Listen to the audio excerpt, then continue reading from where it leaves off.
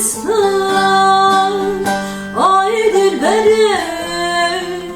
dem Gülistan tülbüsü bu bağımstan veran ezim malım kıran ay dilberim kaymen alim fekiyetiran eydi kader ne şekil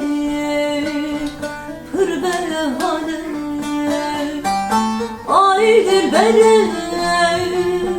kaymen alim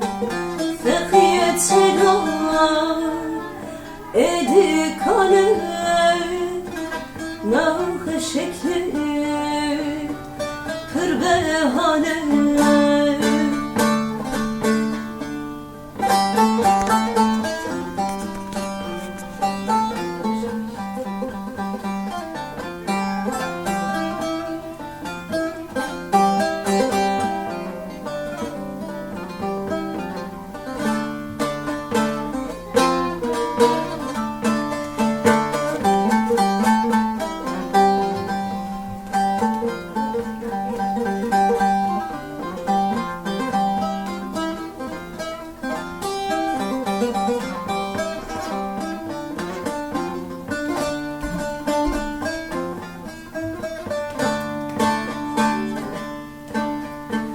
hem gülü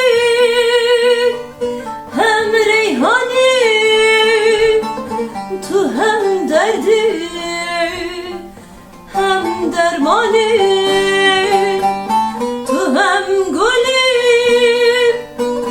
hem reyhani tu hem derdi hem dermani tu hem derdi dermanı hem hekimi hem lokmanı veran nezim malım kıran ey dilberim kayben alim fekiyetiran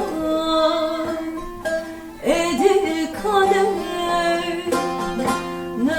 ne şekil pırbehane